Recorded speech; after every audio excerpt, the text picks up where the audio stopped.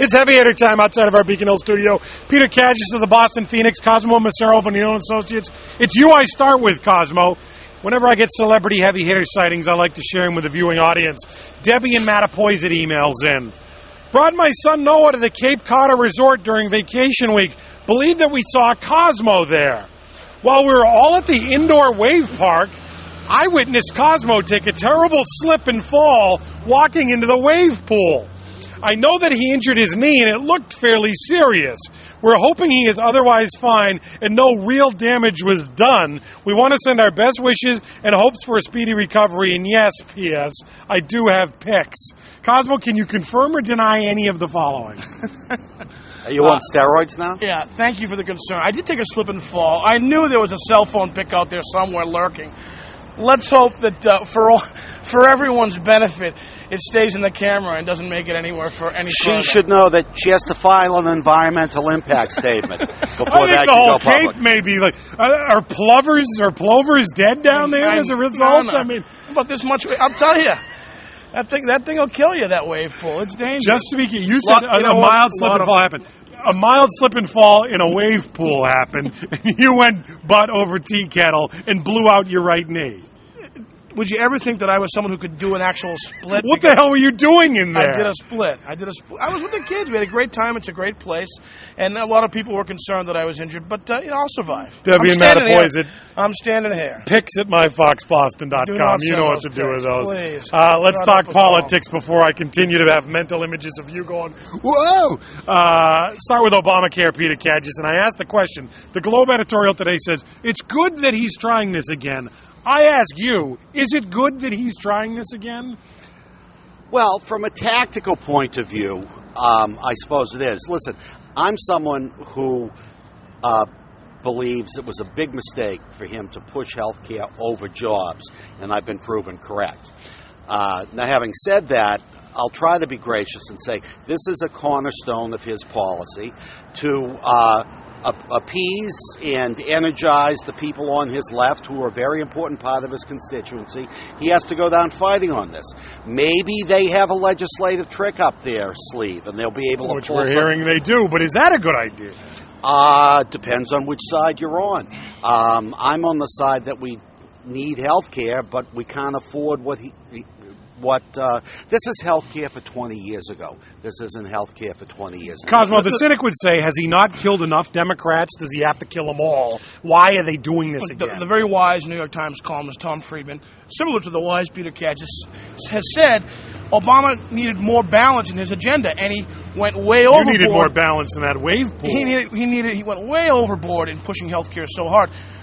Now, if indeed there's a spirit of bipartisanship, I think that's good. But you know what?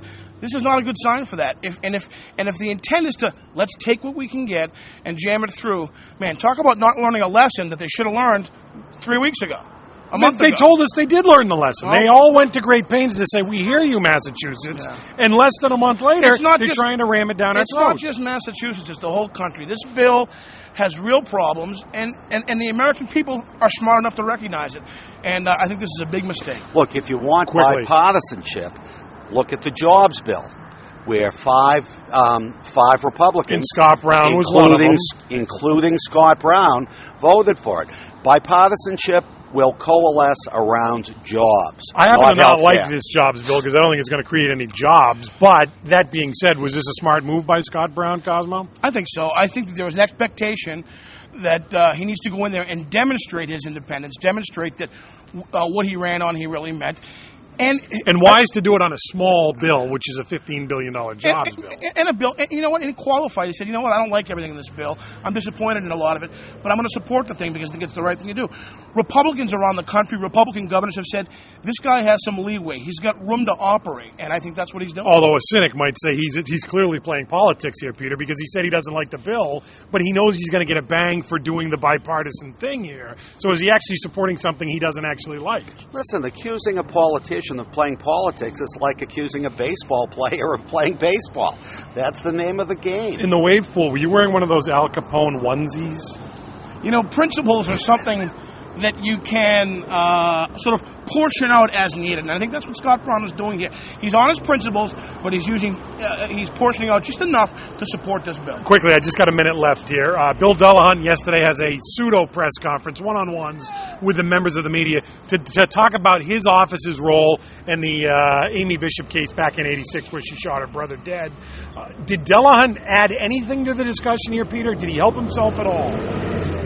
I'm not sure he helped himself. I'm not sure he hurt himself. Look, my view of this whole thing is the Braintree cops are the ones most responsible for this.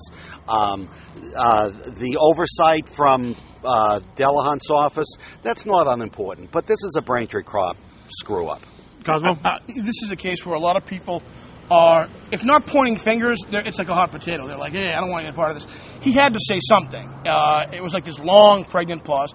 And he said something that didn't have a lot behind it. Which is, I know nothing. Which is kind of... Or I knew nothing. I guess kind of the safe thing to do. I tend to agree with Peter. I think this comes down to the local investigation. And I still don't think we really know exactly why what happened, or why it would. I think there's more to it than small-town influence. I think there's something else there that...